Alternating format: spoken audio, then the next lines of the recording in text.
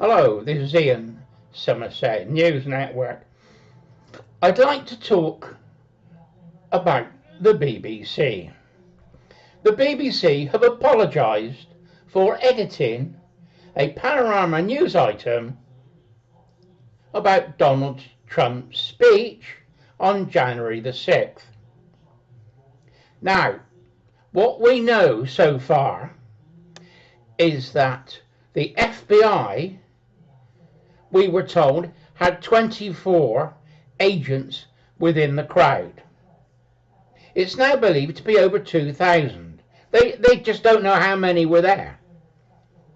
It was organised by the Democrats and the FBI to walk into the Capitol, and they said it was a takeover.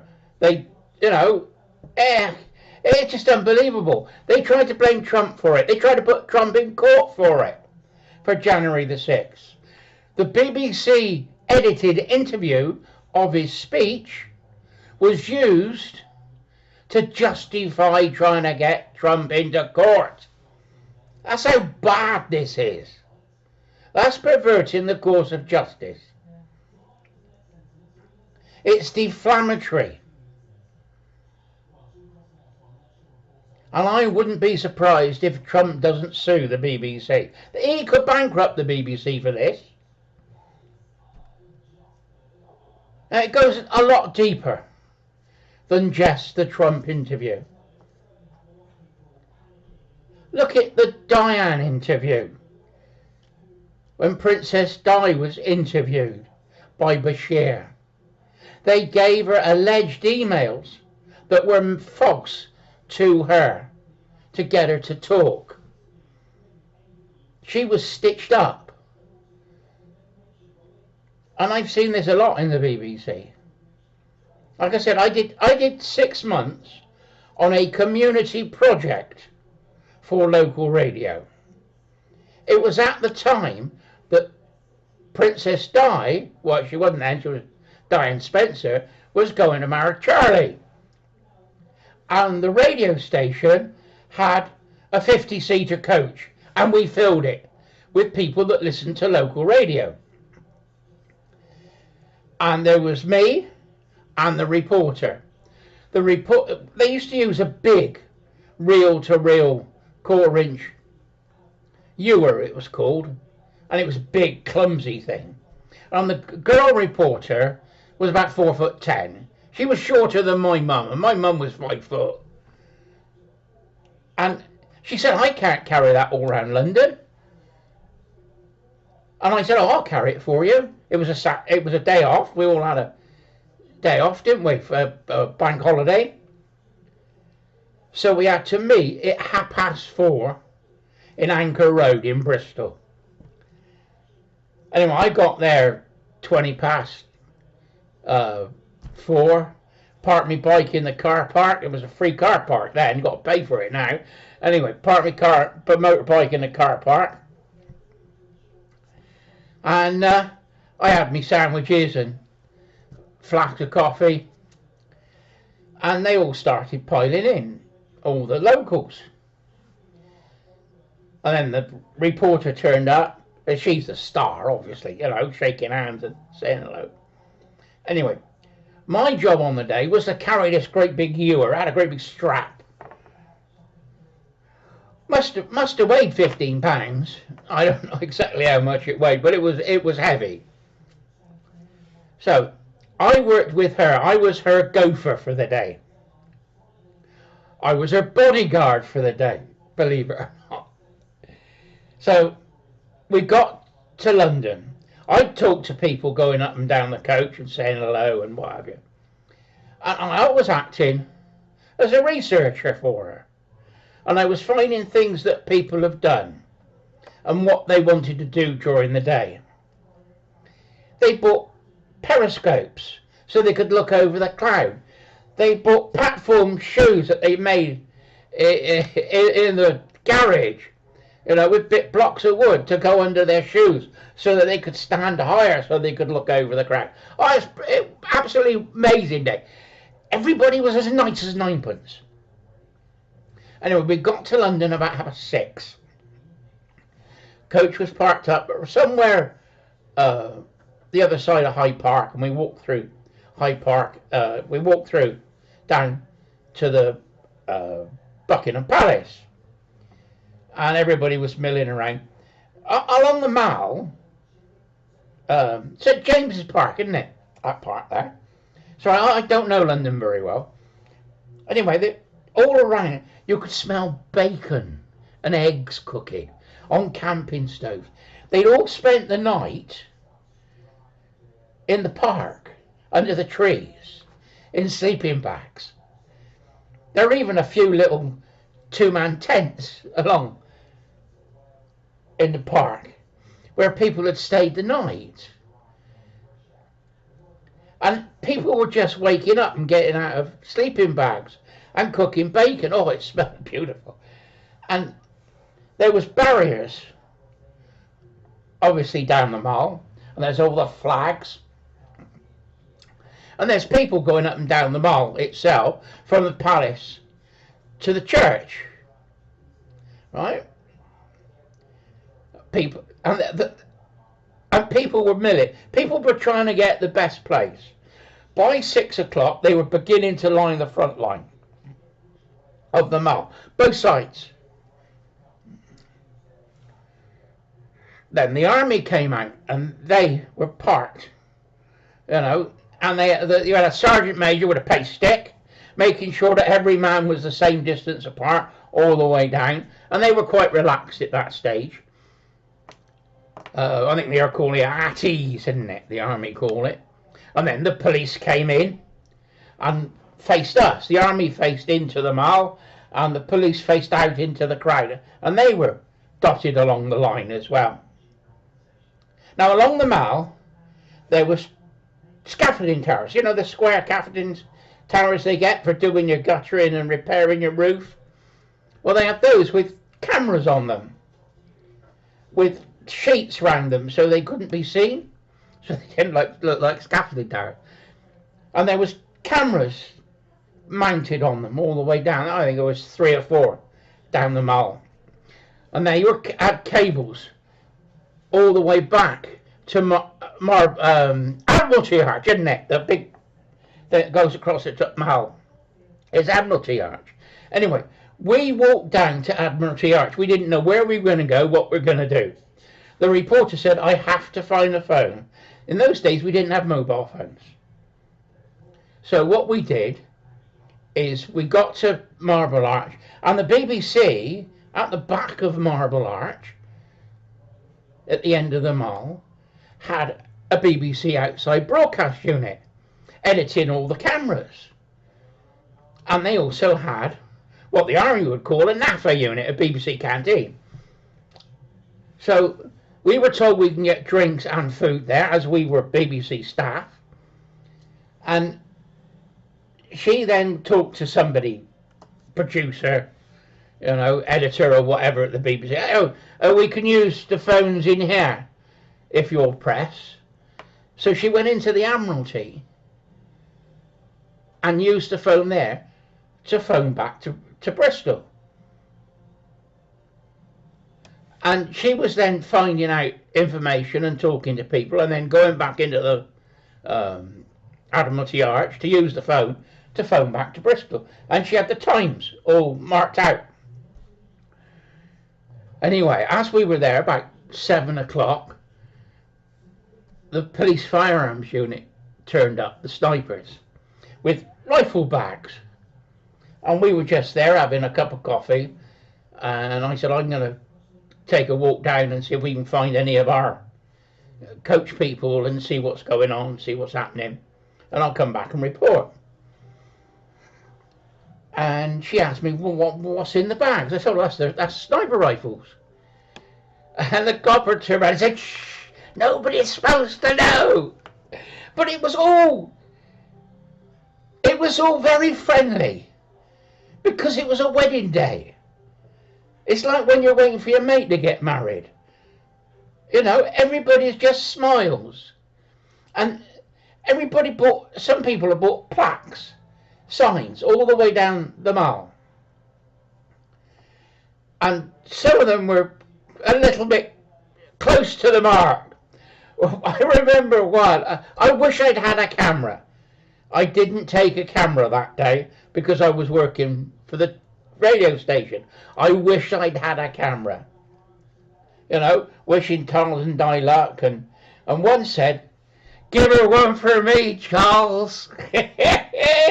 Anyway, just outside you got the Commonwealth offices there, just off the Mall. And there's a little road. And in that T-junction was one of the bands, one of the Guards regiments.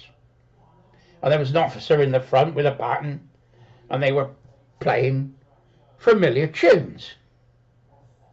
Just because I'm a Londoner, pack up your troubles, your old kit bag, you know, knees up, Mother Brown. They were playing tunes that people could sing to. Anyway, he played one song, and everybody was singing. I think it was pack up your troubles in your old kit bag and smile, you know, and everybody was singing. And the officer in the front with a baton turned round and with a royal salute saluted the crowd. And everybody cheered and clapped. And it was still waiting for things to happen. It's 6 deep now, and it's about 9 o'clock. And there's a road sweeper goes down and sweeps it. Then there's a guy in a morning suit without the jacket on. He's in a morning, and he's on a push bike, and he's going from the Buckingham Palace to the cathedral where the wedding's going to be. And then he comes back. He had a wonderful chair, and then he put his hand up and waved and went down. Anyway, then all the army was there, the police was there. And then it was 12 deep. You could only just about walk through the pavement on the Mall. It was quicker for me to go out into the park and run down the park to go down to where Buckingham Palace is, and then walk back through. Because it was just people everywhere. Brilliant day. And the BBC were at its best that day. They were brilliant. Anyway, they wanted security on the cameras. And when we were having a second cup of coffee before everybody went down, a BBC cameraman came up and said, "Are you free?" And I asked the reporter, and she said, yeah, no problem. Would you come and stand with me? You can watch the wedding on the little screen on the camera. I need somebody there, just as security. I said, yeah, right. So I climbed up the scaffolding on the ladder, and I was up with the television camera.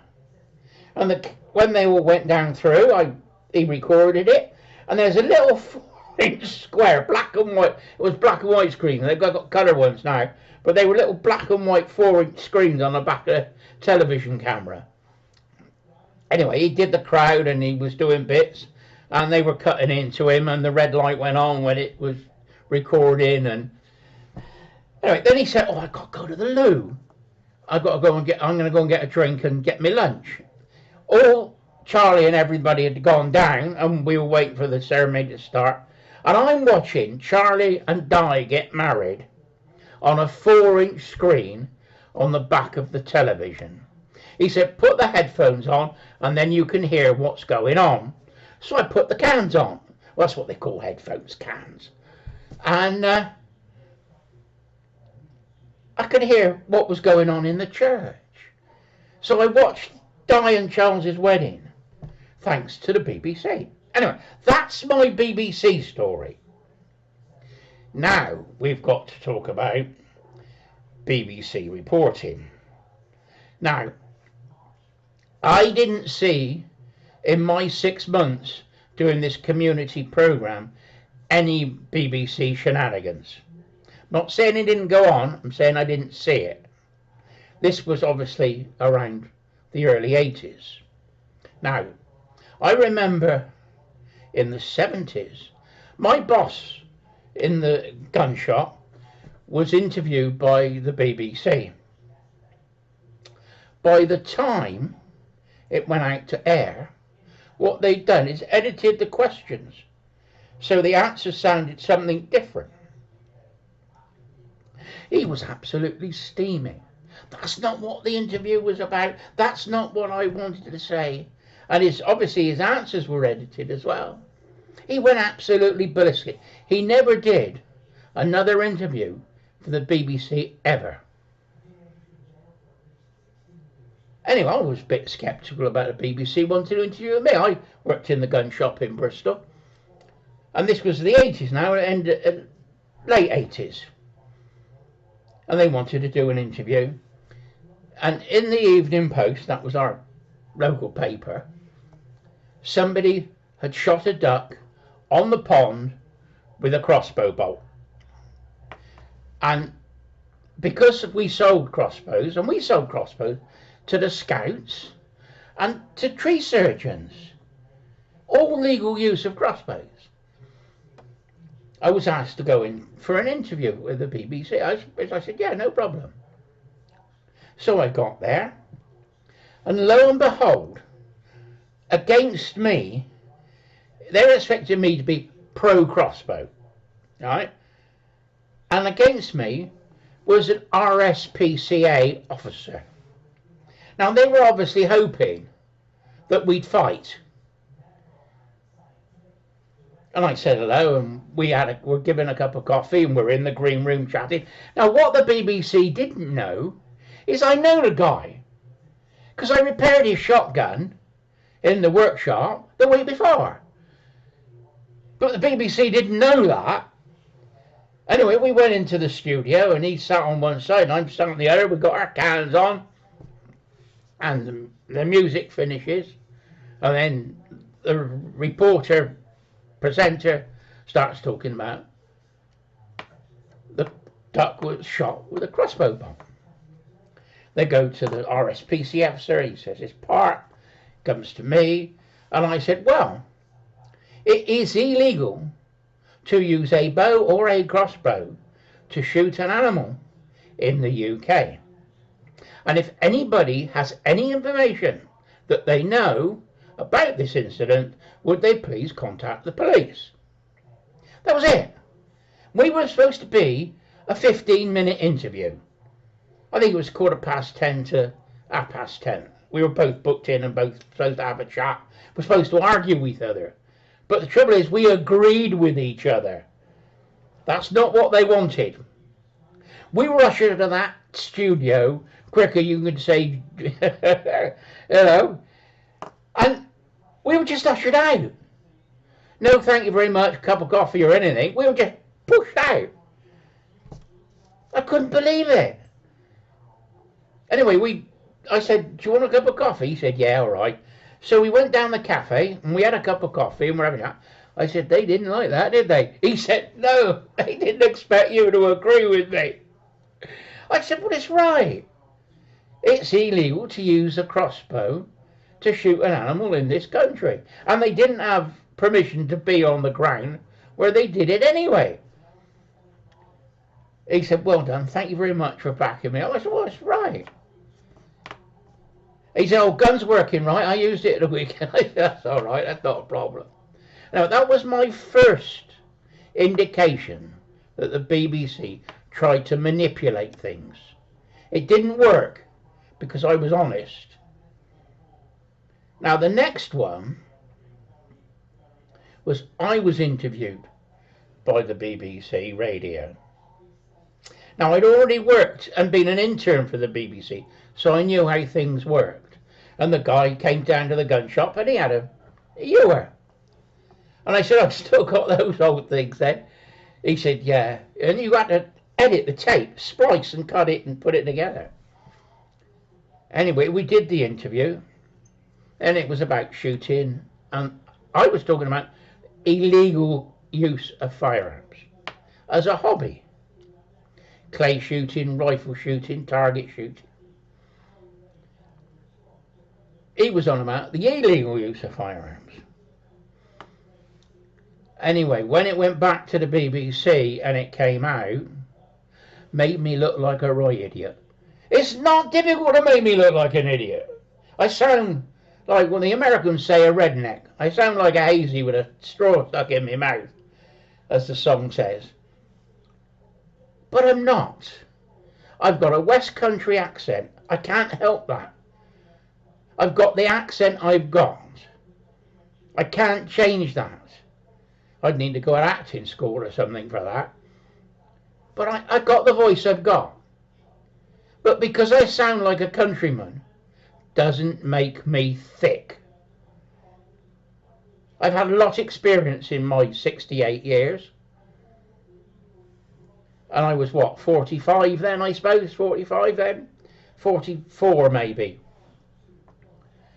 And I was absolutely livid. Anyway, they phoned me up, wanted me to do another interview. And I said, yes, if I can do it live. If I can come into the studio and do it live, I will do it. So it was arranged that I would go in and do the interview. They couldn't change it then, could they? Because I said it out straight. And they couldn't edit it. I was never asked to do another interview again. Because they couldn't manipulate what I was saying. And that's what happened to Trump. That's what they did. It's what they do.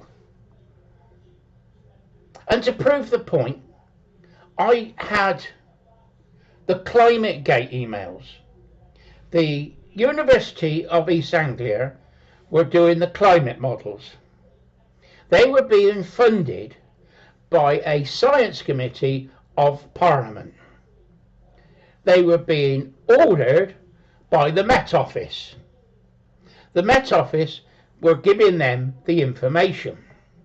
They were using the tree rings and the ice rings to prove that we had global warming.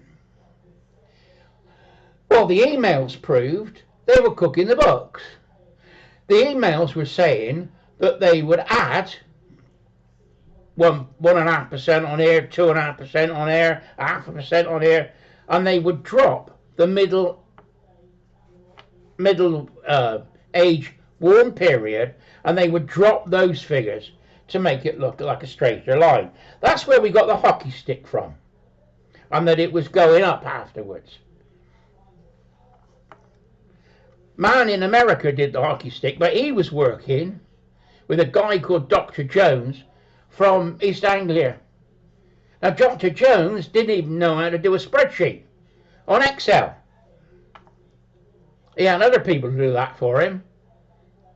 But it was all a fix, and I found out it was a fix. I had the emails of ClimateGate, and it was called ClimateGate emails, on day 2. I had it on the second day. It was released. My mate phoned me in the next day, and I got it and downloaded it. And I went through them all. And they said they had to hide the decline, which is what the papers used. Oh, we've got to hide the decline. But what they didn't show you was the contracts. Under the contracts, it had all the contracts there. Like I said, it was the science committee that gave them the money to do it from the government. So the government said, oh, we didn't pay it. But it was a science committee that gave them the money. And the orders came from Exeter, from the Met Office. And the Met Office email told them not to come up with scenarios that show business as normal, which is what it was. The climate is acting normally. You get cold periods, you get warm periods, which is normal. But they were told to fix the figures by the Met Office. And I got the email somewhere on the computer. And this is what the BBC were using. On the Friday night, there was, the biggest story was ClimateGate emails and hiding the decline, and there were some other things they said as well. That was all over the press. On the Friday night, it was on Have I Got News For You? And they treated it as a joke. And it was edited to prove that there was global warming. I was ballistic. They just poo-pooed it. The report was absolutely atrocious. Anyway, I did some research in the next couple of weeks, and the BBC told people that the climate change argument had been won and they didn't need to put the other side. Now, if they do politics, they got to have a Conservative, a Labour and Lib Dems, but now it'll be a Reform as well. When it came to climate change, they should interview somebody who agrees with global warming and have somebody who's sceptical, if they're being independent. But the BBC said that the argument has been won and there's global warming, there's no need to have a sceptic viewpoint. So the BBC were manipulating the news. And we can now prove that. And now they've edited Trump's video to mean what he didn't say. It absolutely stinks. And how many others have been done over the years that we don't even know about? They say we should not defund the BBC. Well, I got sympathy with that. But what we should do is get the books for BBC Studios and BBC World, who don't show up on the BBC Home Service, BBC Britain, because they're private companies. They use the BBC name, but we don't see the money and we don't see the edited accounts. I think that the profits they made from BBC World and from BBC Studios ought to be put back in to making programmes to cut the licence fee. And they should be able to cut the licence fee down to £100 and then down to 50 quid. Anyway, I got my phone going. I'm going to have to go now. Ian, bye-bye for now.